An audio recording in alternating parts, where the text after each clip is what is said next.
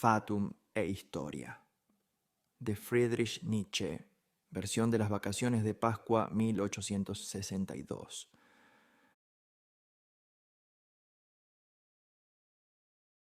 Si pudiéramos contemplar la doctrina cristiana y la historia de la Iglesia con mirada exenta de prejuicios, nos veríamos obligados a expresar algunas opiniones opuestas a las ideas generales vigentes. Pero, sometidos desde nuestros primeros días al yugo de las costumbres y de los prejuicios, frenados por las impresiones de nuestra niñez en la evolución natural de nuestro espíritu y determinados en la formación de nuestro temperamento, casi nos creemos obligados a considerar delictivo la elección de un punto de vista más libre, desde el que poder emitir un juicio no partidista y en concordancia con los tiempos sobre la religión y el cristianismo. Un intento de este género no es obra de unas cuantas semanas, sino de una vida, pues ¿cómo podría destruirse la autoridad de 2 milenios garantizada por tantos hombres insignes de todos los tiempos, con el resultado de unas meditaciones juveniles? ¿Cómo sería posible que las fantasmagorías y las ideas inmaduras vinieran a sustituir a todos los sufrimientos y las bendiciones que el desarrollo de la religión ha enraizado en la historia del mundo? Es una presunción absoluta pretender resolver problemas filosóficos sobre los que se disputa con muy diversas opiniones desde hace milenios. Luchar contra opiniones que, según la convicción de los hombres más sabios, elevan al hombre hacia la verdadera humanidad. Unir la ciencia a la filosofía, sin ni siquiera conocer los resultados principales de ambas. Erigir, finalmente, un sistema de la realidad recurriendo a la ciencia y a la historia. Mientras que la unidad de la historia universal y sus fundamentos principales no se han abierto todavía al espíritu, atreverse a entrar en el mar de dudas, sin brújula ni guía alguna, es de locos y significa la ruina para las mentes aún inmaduras. La mayoría de ellas serán abatidas por las tempestades y solo muy pocas descubrirán nuevas tierras. Desde el centro del inmenso océano de las ideas, ¿cuántas veces siente el hombre la nostalgia de la tierra firme? ¿Cuántas veces, ante la vista de tantas especulaciones estériles, me ha asaltado el deseo de volver a la historia y a las ciencias naturales? ¿Cuántas veces no me habrá parecido nuestra filosofía entera más que una gran torre babilónica? Penetrar en el cielo es el propósito de todos los grandes afanes. El reino de los cielos en la tierra significa prácticamente lo mismo. Una infinita confusión de ideas en el pueblo es el desconsolador resultado. Todavía harán falta grandes transformaciones para que la masa comprenda que el cristianismo descansa sobre conjeturas. La existencia de Dios, la inmortalidad, la autoridad de la Biblia, la inspiración y demás cosas por el estilo nunca dejarán de ser problemas. Yo he intentado negarlo todo, pero destruir es muy fácil, más cuán difícil es construir. E incluso destruirse a sí mismo parece más fácil de lo que es. Estamos tan determinados por las impresiones de nuestra niñez, por la influencia de nuestros padres, por nuestra educación, y lo estamos hasta un nivel tan profundo de nuestro ser interior que dichos prejuicios, profundamente arraigados, no son tan fáciles de remover por argumentos racionales o por la mera voluntad. La fuerza de la costumbre, la necesidad de algo superior, la ruptura con todo lo establecido, la aniquilación de todas las formas de la sociedad, la duda acerca de si durante 2 milenios la humanidad no se habrá dejado cautivar por una falsa imagen, el sentimiento de la propia temeridad y de la propia audacia. Todo esto mantiene una lucha aún no resuelta hasta que, al final, una serie de experiencias dolorosas, de acontecimientos tristes en nuestro corazón, otra vez nos llevan a nuestra antigua fe de la infancia. Sin embargo, la impresión que produce observar la incidencia de estas dudas sobre nuestro ánimo debe ser, para cada uno, un hito importante de su propia historia cultural. No puede pensarse otra cosa sino que algo tiene que permanecer firme, un resultado de toda aquella especulación que no siempre es un saber, sino que también puede ser una creencia, una fe. Sí, algo que incluso un sentimiento moral puede reanimar a veces o dejar en suspenso. Del mismo modo que la costumbre es el resultado de una época, de un pueblo, de una determinada orientación del espíritu, así la moral es también el resultado de una evolución general de la humanidad. Es la suma de todas las verdades de nuestro mundo. Es posible que en el mundo infinito no signifique ya otra cosa que el resultado de una determinada orientación del espíritu en el nuestro. Y es incluso posible que a partir de las verdades de los diferentes mundos evolucione de nuevo una verdad universal. Apenas sabemos si la humanidad misma no será otra cosa que un estadio, un periodo en la totalidad, en el devenir, si no será una manifestación arbitraria de Dios. ¿Acaso no es el hombre producto de la evolución de la piedra por mediación de la planta?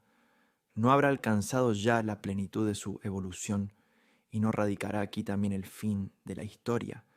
¿Carece este devenir eterno de final? ¿Qué son los motores de esa inmensa obra de relojería? Están ocultos, pero son los mismos en ese gran reloj que llamamos historia. La esfera horaria son los acontecimientos. Hora tras hora avanzan las agujas para, al sonar las 12, comenzar de nuevo. Entonces irrumpe un nuevo periodo del mundo. Y no se podrían concebir los motores que impulsan las agujas como la humanidad inmanente. Entonces las dos concepciones estarían servidas. ¿O es que la totalidad está dominada por miras y planes superiores? ¿Es el hombre solo un medio o es un fin? El propósito, el fin, tan solo existe para nosotros, igual que solo para nosotros existe el cambio y asimismo para nosotros solamente las épocas y los periodos. ¿Cómo podríamos advertir planes superiores? Nosotros únicamente vemos cómo de la misma fuente de la esencia humana, motivada por las impresiones externas, se forman ideas, cómo éstas van ganando en vida y forma y cómo llegan a ser patrimonio de todos, conciencia, sentido del deber, cómo el eterno instinto productivo las elabora como materia para nuevas ideas, cómo éstas conforman la vida, regentan la historia, cómo en lucha recíproca unas engullen a las otras y cómo de tales mezclas surgen nuevas conformaciones. Un encontrarse y repelerse de corrientes diversas, con altas y bajas mareas, pero todas afluentes del océano eterno. Todo se mueve en círculos gigantescos que giran unos en torno a otros a la vez que devienen. El hombre es uno de los círculos más interiores. Si quiere medir las oscilaciones de los que están en la periferia, tiene que abstraer de sí y de los círculos que le quedan más cerca a los otros, más amplios y englobantes. Esos círculos más cercanos a él son la historia de los pueblos, de la sociedad y de la humanidad, la búsqueda del centro común de todas las oscilaciones del círculo infinitamente pequeño es tarea de la ciencia natural. Solo ahora que sabemos que el hombre busca en sí y para sí ese centro, conocemos qué importancia exclusiva han de tener para nosotros la historia y la ciencia natural. En cuanto que el hombre es arrastrado a los círculos de la historia universal, surge esa lucha de la voluntad individual con la voluntad general. Aquí se perfila ese problema infinitamente importante, la cuestión de la justificación del individuo respecto del pueblo, el del pueblo respecto de la humanidad respecto del mundo. Aquí se dibuja también la relación fundamental entre fatum e historia. Es imposible para los hombres acceder a la concepción más alta de la historia universal, el más grande de los historiadores, tanto como el más grande de los filósofos, no será más que un profeta, pues ambos hacen abstracción desde el círculo más interior hacia los demás círculos exteriores. En cuanto al fatum, su posición no está asegurada. Vertamos todavía una mirada sobre la vida humana para reconocer su justificación individual, y así también en la totalidad. ¿Qué es lo que determina la suerte en nuestra vida? Se la debemos a los acontecimientos de cuyo vórtice nos vemos excluidos, o no será nuestro temperamento el que marca el color dominante de los acontecimientos. ¿Acaso no se nos aparece y enfrenta todo en el espejo de nuestra propia personalidad y no dan al mismo tiempo los acontecimientos el tono propio de nuestro destino, en tanto que la fuerza y debilidad con la que se nos aparece depende exclusivamente de nuestro temperamento? Preguntás a los mejores médicos, dice Emerson, por las cosas que determina el temperamento y qué cosas son las que no determina en absoluto. Nuestro temperamento no es más que nuestro ánimo, sobre el que se esculpen las impresiones de nuestras circunstancias y experiencias.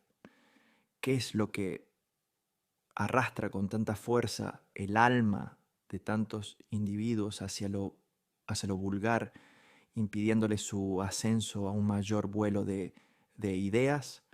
Una estructura fatalista del cráneo y de la columna vertebral, la clase social y la naturaleza de sus padres, lo cotidiano de sus relaciones, lo vulgar de su entorno e incluso lo monocorde de su lugar originario. Hemos sido influidos sin llevar en nosotros la fuerza suficiente como para contrarrestarlo, sin ser siquiera capaces de reconocer que somos influidos. Es ciertamente una experiencia dolorosa tener que renunciar a la propia autonomía por la aceptación inconsciente de impresiones externas, reprimir capacidades del alma por el poder de la costumbre y contra toda voluntad, sepultarla con las semillas del extravío. En mayor medida volvemos a encontrarnos con todo esto en la historia de los pueblos. Muchos de ellos, aun siendo afectados por los mismos acontecimientos, han sido influidos de modos muy distintos. Por este motivo, es una manera de actuar muy obtusa pretender la imposición a la humanidad entera de alguna forma especial de Estado o de sociedad, sometiéndola a tales o cuales estereotipos. Todas las ideas sociales y comunitaristas padecen este error, y es que el hombre nunca es otra vez el mismo, pero si fuera posible revolucionar, por obra de una voluntad fortísima, el pasado entero del mundo, de inmediato entraríamos a formar parte de las filas de los dioses libres, y la historia universal no sería ya para nosotros otra cosa que un autoembriagarnos en brazos del ensueño. Cae el telón y el hombre se encuentra de nuevo, como un niño que juega con mundos, como un niño que se despierta con la luz de la mañana y sonriendo borra los sueños terribles de su cabeza. La voluntad libre se manifiesta como aquello que no tiene ataduras, como lo arbitrario, es lo infinitamente libre, lo errático, el espíritu. El fatum, en cambio, es una necesidad, salvo que no creamos que la historia de la humanidad es un extravío onírico, los dolores indecibles de los seres humanos, meras alucinaciones y nosotros mismos, meros juguetes de nuestras propias fantasías. El fatum es la fuerza infinita de la resistencia contra la libre voluntad. Libre voluntad sin fatum es tan impensable como el espíritu sin lo real, como lo bueno sin lo malo, pues solo las contradicciones dan lugar a los rasgos del carácter. El fatum predica continuamente el principio. Solo los acontecimientos determinan los acontecimientos. Si este fuese el único principio verdadero, el hombre no sería más que mero juguete de fuerzas ocultas desconocidas. No sería responsable de sus errores. Se hallaría, por lo tanto, libre de todo tipo de distinciones morales. Sería un eslabón necesario, como miembro de una cadena. Qué feliz sería si no se empeñara en examinar su situación, si no se debatiera convulsamente en la cadena que lo aprisiona, si no mirara con loco placer el mundo y su mecánica. Tal vez no sea la libre voluntad, de modo similar a como el espíritu solo es la sustancia más infinitamente pequeña y lo bueno solo la más sutil evolución de lo malo, otra cosa que la potencia máxima del fatum.